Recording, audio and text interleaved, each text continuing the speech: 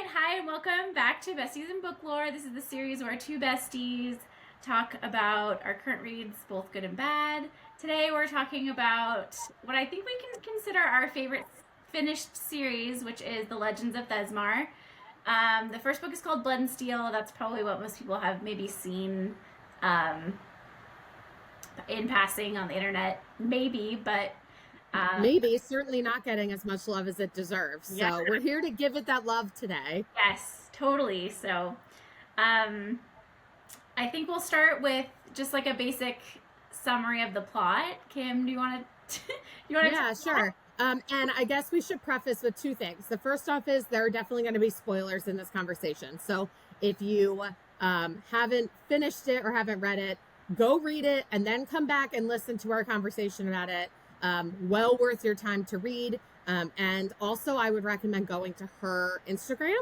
She gives a recommendation of what order to read the books in because there is a prequel and she kind of walks you through like how you can read it. The other thing is we both say the main female character's name differently, so we will just be saying it how we're going to say it. We're speaking of the same person, but realizing that we both have said it differently. So this series is about Thea. She is a woman living in a world, and she's not allowed to be a warrior. She believes that she's been told by the fates that are like a prophecy that she's going to die at age 27. And so she wants to live something serious with her life. She wants to be a warrior. It's not allowed. So she goes and fights for her right to be able to become a warrior. And along the way, gets kind of followed by a war sword named Wilder. And he is already like the top level of warrior that can exist. And so she meets a lot of great people along the way. They have a lot of troubles. I think that's like a brief synopsis without giving too much away if you haven't read it. So yeah, that's really good. I think also one thing that I'm not sure you mentioned is that the reason women aren't allowed to be warriors is that there's a prophecy that a woman's gonna wield a sword or darkness. whatever. Yeah, a sword and darkness. It's gonna end like all of the worlds. So the answer to that was just women can't. Yeah. No women. So instead of like using women, they're like, oh, a woman's gonna end this world. No women can ever hold a sword for the rest of their lives. I was reading that and I was like, if it was a man, first of all, it wouldn't even be notable that it was a man. That you know what I mean? Like that wouldn't even be like, but also like it wouldn't be like no men ever can fight now. Like for sure. Definitely a tale of feminism, I think, like just in women empowerment. Yeah, I mean, I think that's like a drawing point for this series, right? Is like Thea as a female character, she doesn't believe that she can not do something. And I definitely think that part of that comes from the fact that she thinks she's going to die, right? Like when you know you're going to die at a certain age and you know you're not going to die before then, but you're not going to have a life after then.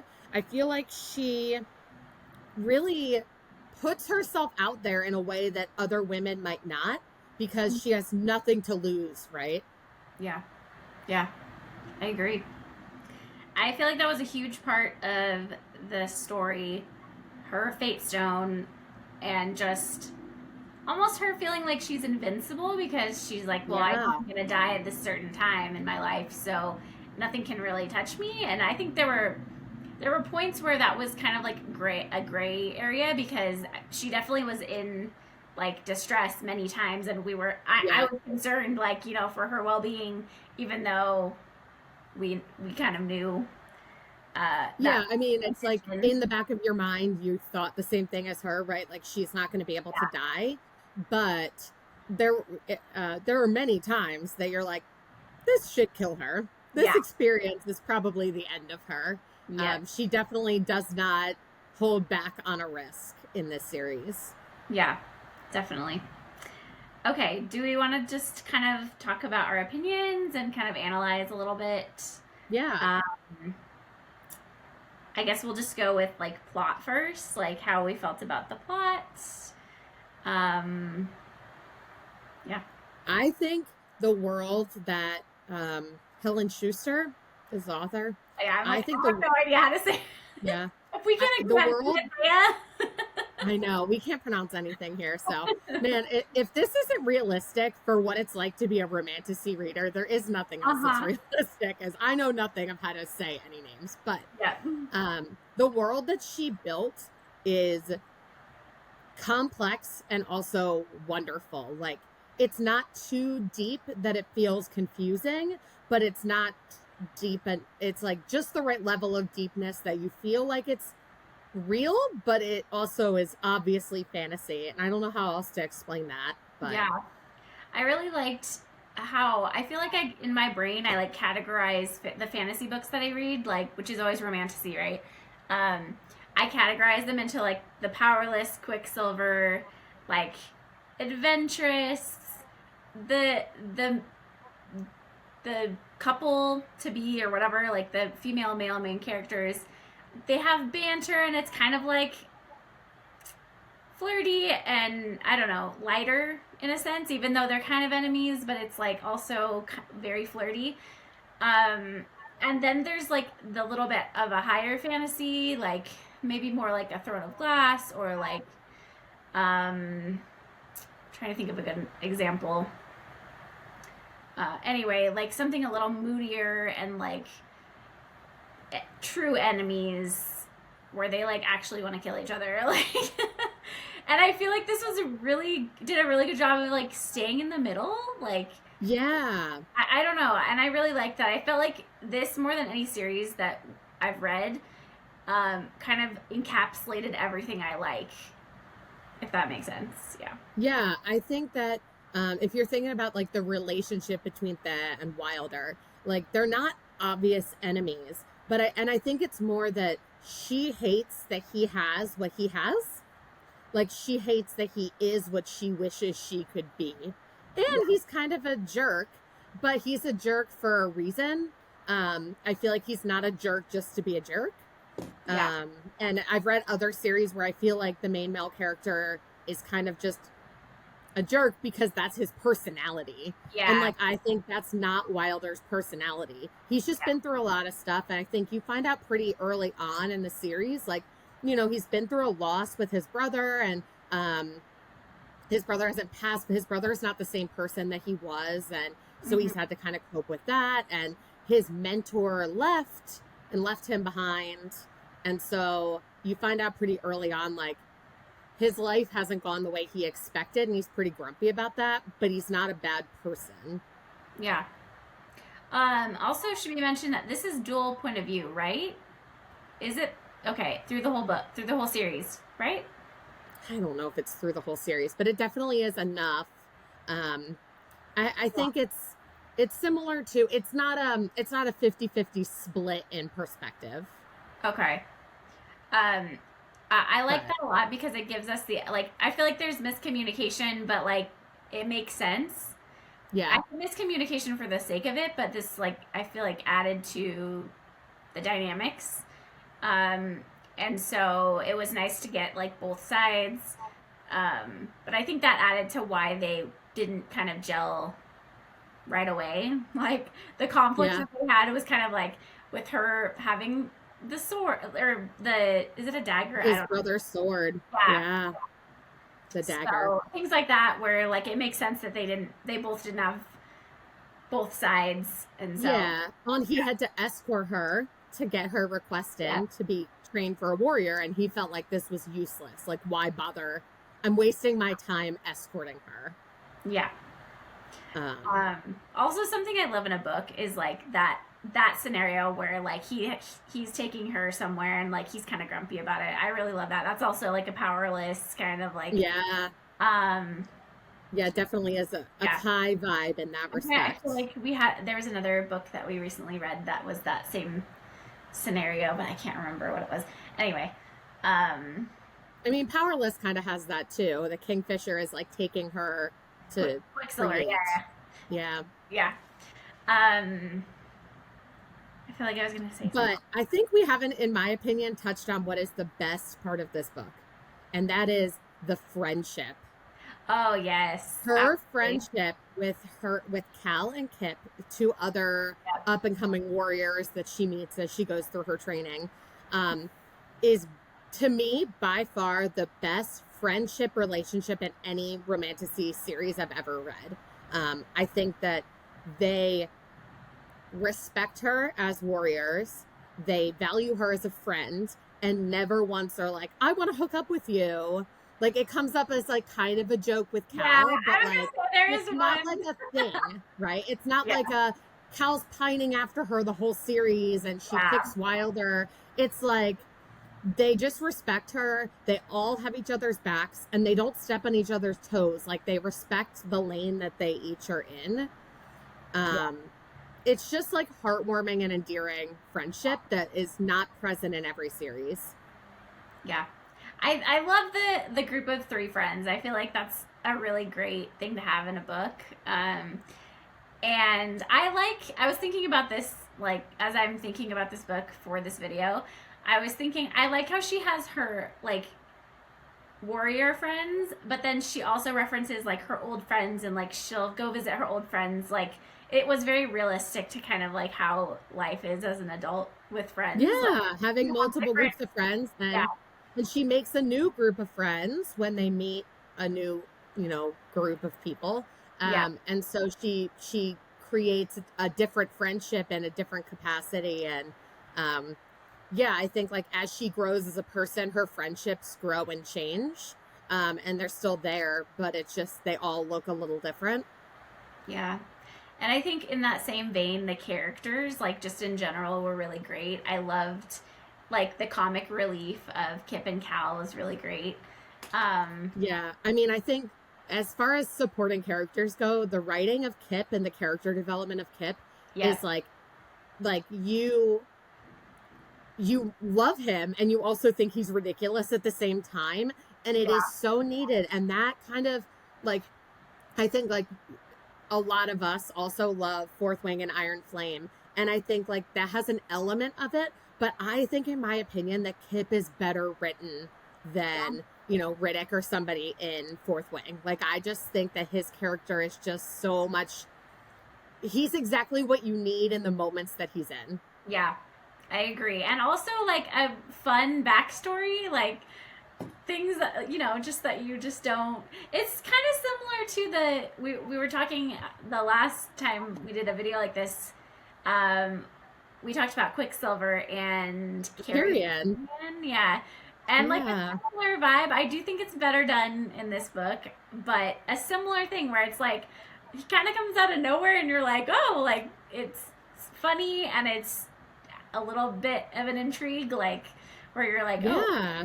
more to this guy than we're getting immediately. So yeah, I loved the character of Kip, and there's a lot of characters in this series, but it didn't feel like Yeah.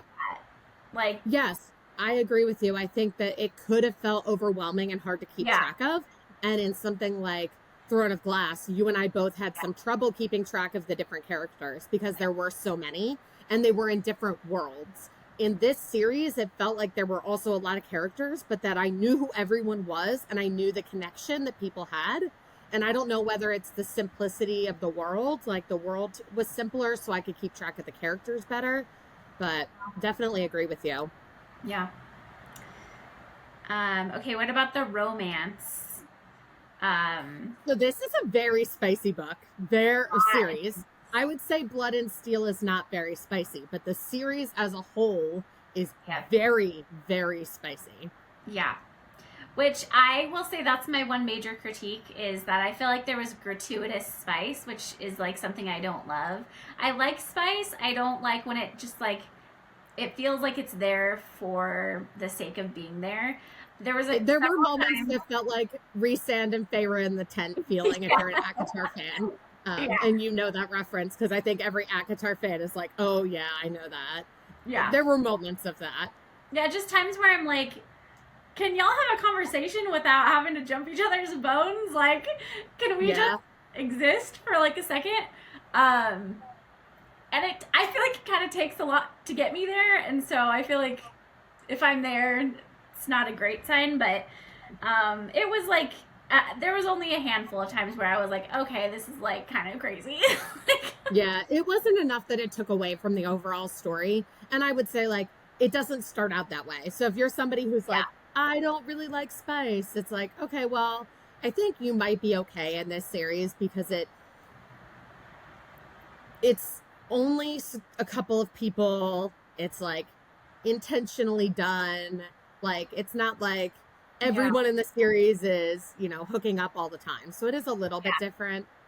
And it doesn't, yeah, it's not all 4 books are like 4 pepper level spicy. yeah. And it's all in the confines of like the relationship between Yeah. the main characters. So it's not like just crazy partying like with Yeah. Yeah. like different people. Like it's like that was better for me. But yeah, I think that's honestly my main critique. The other critique I had with the series is one that you brought up today, so I'll let you kind of like talk about that. Yeah. But So this is going to be a spoiler alert, though. So if you have not finished the series and you're planning to read it after the first 15 minutes that you've been listening to us talk, stop right now. Like, don't listen to what I'm about to say. yeah, But my number one critique with this series is her fate stone, and the fact that it wasn't hers. And mhm, I think that they do, she did a really good job of making you like and interested in her relationship with Anya, and then the whole time, Anya knows that it's her fate stone. And I just felt like that felt kind of shady. It changed my view of Anya when I found out, like, she knew that it was hers. And she knew that they had thought that it was not, like, that it was hers and she was going to be the one to die. I just felt like it changed my thought process on Anya as a character. And I liked Anya until that point, and I couldn't redeem it in my head when I finished the series. yeah. Um, I think it made sense up until a point that it didn't make sense. I feel like when they came back together and like are working for the same side and regaining a camaraderie together, like that's the point when she should have been like, "Hey, just so you know, you aren't gonna die." Yeah, there are multiple points in their relationship and conversation that I felt like she could have naturally brought it up, Yeah, and I, she I didn't. I believed her giving it to her, Yeah. but I didn't believe when it was revealed. Like I think that the author probably thought that was the most impactful for us, like a huge reveal, and it was, but also left us with some like, well, that didn't like really, Negative feelings. yeah. So yeah, I agree with you on that for sure. But yeah, the fact that she gave it to her wasn't a big deal to me because like being a younger, like a kid and being like, oh, she can remember me like by this. Yeah, and it's the only thing they really owned at that point, right? Like, Yeah. their family had died, their kingdom had like crashed, like their life was in shambles in that moment, Mhm. right? So, like, I agree with you. I think I can justify that, but I don't think I needed that big reveal. I think I would have been happier with like a lower key reveal. Yeah. Um and the only way I could like justify it to myself was, okay, well, maybe she did that so that Thea would still be herself during the war, right? Like, she didn't want her to lose that like nature that she had of just like go Mhm. for it all the time because I might Yeah. die. But also, she could have died, and like, you didn't tell her. So I didn't love that part of it. That's definitely my holdup in the series, is like, Yeah. Yeah. don't The love other that. thing, the other thing you were saying is that um, it seemed a little unrealistic how little people got killed Oh or yeah, yeah, hurt yeah. or yeah. So my husband just finished this series yesterday. Oh yeah, Loved it. we'll Yeah, talk about yeah. that later, but I know he loved it too. So, like, men out there, if you're a woman who's read it and you want your husband to read something, like, my husband loved it. Um, he's also a big Fourth Wing fan, so I think that this is in a similar. It gets you in a similar feeling space, but him and I both discussed that it seems like Too Happily Ever After. They're in like a major battle at the end of the book, end of the series, with like demons, basically. I don't know how else to describe the race, right? Like, they're kind of yeah, demons. And the only person that dies is Anya. Like, that feels pretty unrealistic to me. And I'm not saying like I'm not all for a happily ever after at some moment, but no one else died? Like, who is a main character? Like, it just feels very surprising because of the fact that we mentioned there are a lot of like supporting characters here, right? So it's not like, oh, there are 4 characters and she didn't kill any of the 4. It's like there are like 15 characters and none of them died but Anya. Yeah. So it just, As much as I don't want to see characters I like die, I do agree that it's felt unrealistic, especially because at the very end, like they're so outnumbered, and yeah, they talk about how like dire it is, and yeah, like these creatures are really brutal. It's not like, you know, wimpy little like things that they yeah. can kill easily. It's like takes like 2 or 3 of them to actually like kill one. So yeah, I agree with you on that one. So I think the other thing, and this will kind of lead into the next part of the conversation, is she kind of starts mentioning about a relationship between 2 other characters in the series, and then like doesn't really give you any context. So like, you know, there's something there. Neither one of them will talk about it. And then now we know, for anybody who doesn't know, that she's making a new series in the same world, but this series is going to be about Torj and Ren. And so we kind of get a hint on their relationship, and it felt like I was missing that in this series. Like, I felt like she mentioned it enough that she could have given us more, but then she didn't give us more. Yeah, dangling us by a thread, you know, just Yeah, like making me like, now I have to read. yeah, which is, I Um, mean, that's good, right? yeah, and Yeah. she did announce this week that she already sent the second book to the copy editor. So the first book comes out in January. And then she's implying that the second book will also come out in 2025, which would be incredible. Yeah, that's really cool. I like how she's doing them so close together. I mean, I feel like it makes. I even feel that way about like Onyx Storm. Like it's been so long, we're gonna have to reread before because it's just been. It feels like it's been a long time. I guess it's really been. We read it at the beginning of the year, so it's really not been Yeah. that long. But a year is enough time for you to lose the. I've read 115 other books between, Yeah. you know, in that time. So it certainly is a long time. So I'm glad that she seems like she'll be getting them out a little closer together. Yeah. I think I read that it's a plan for a trilogy, but I am Mhm. unsure on that. It's definitely a series. It's not going to be a standalone book. So Yeah. I'm excited. I'm interested in the plot line that she's put forth already for this. Yeah, because it's supposed to happen several years after, right? Yeah. And that Torj and Ren hate each other, Yeah. which is not how this series ends. So we're missing a lot of pieces. Mm-hmm. The fears that I have that come with like multiple series from the same author is that I'm worried it's going to be so similar, but I'm putting my trust in Helen to like to make it fresh and different because as much as I loved this series, I want it to like stay its own. You know what I mean? Like Yeah, I don't want just like a number 2 of that.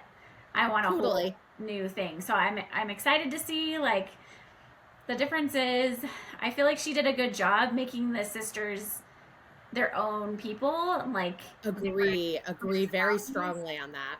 so I think Yeah. that's a good sign of things to come. Yeah, I think that like the pro of this is we know Ren is really nothing like Thea. So they have their own they have their similarities as sisters, but their wants, desires, and focuses in the world feel very different. And so I do think that's going to lead to a different story. But yeah, I'm a little bit off put by the fact that they hate each other because they don't hate each other. So Yeah. it makes me a little sad to start the series knowing they do. And like, what is the intention there, right? So she has to do this well for me because like, why did you make them hate each other? I know. Why couldn't we just roll with where we were at? I mean, I think she maybe would have felt like that was too easy. Like Yeah, there needed to be a little more conflict, which I understand. But yeah, I agree with you. Hopefully, it makes sense to us. Like that we're not just like that was thrown in there to add only to add conflict. You know. Yeah. but that it makes sense with the personalities and the characteristics of those characters. Um, so yeah, I'm Yeah. excited, but I'm also like nervous about it because this is Yeah. like I mean, this series was so special to me that like I just don't want anything to touch it. Like I know. I I know. just It's want it to definitely stay a in its. fear that she's like not going to do the first part justice, or that like she'll bring Wilder and Thea back in this series and like I won't like what's happened to them. Oh yeah, kind of like a Resand Feyre thing. Yeah. You're like, Yeah. oh, Yeah. why Like are they a weird now? Yeah, yeah, like a Silver Flames type of feeling about the characters as it went on. yeah. So I'm a little bit worried about that. I'm hoping I don't feel in a negative way, but definitely is a fear there. But like she kept me interested the whole series, and I feel like usually with the series that's like 3 or more books, there's a point where I'm like, okay, like this is getting a little stale, or like they're just dragging this on to make it a certain amount of books, or and I felt like each book I felt like was really good. I never once I was always like excited for more. I was always excited to go to the next book. So Yeah, I felt like you especially were like, you would start the book and say, like, I'm just going to read this book and then I'm going to take a break. And yeah, then you would get to the end of the book and you never did. You yeah, were just like, okay, I can't take a break. I have to keep going. yeah. And so rarely does that ever happen Well, honestly, in a longer series. I took a couple breaks because I didn't want it to be over. Like, Yeah, I wanted to like stretch it out. I didn't want to just blast through it and be done because I could tell that it was special as I was reading it. I'm like, it I is. know I'm Yeah. gonna be so sad when this is over, so I don't want to just like blast through it. Yeah, it's one of those that right now I'm definitely in the vein of like rereading unfinished series when the next book comes out, just so I feel up to date. This is a finished series that I absolutely can see myself rereading in 2025 as Yeah. like a comfort read, like just gives me good feels. And we read it on KU, and I think both of us have plans to get the physical versions. I feel like that's the sign of Yeah. a good book is when you read it on your Kindle and you're like, I have to own this in a physical. Yeah, it's a form. book trophy book. Like Yeah. I want people to know that I read this book. I'm Yeah. gonna shout from the rooftops that I read this book. Yeah. That's how good it is because it's so well done. I feel like even the criticisms that we shared here are so minor over the course Yeah. of the whole series. Yeah. And no, Yeah, she like, just did a great job.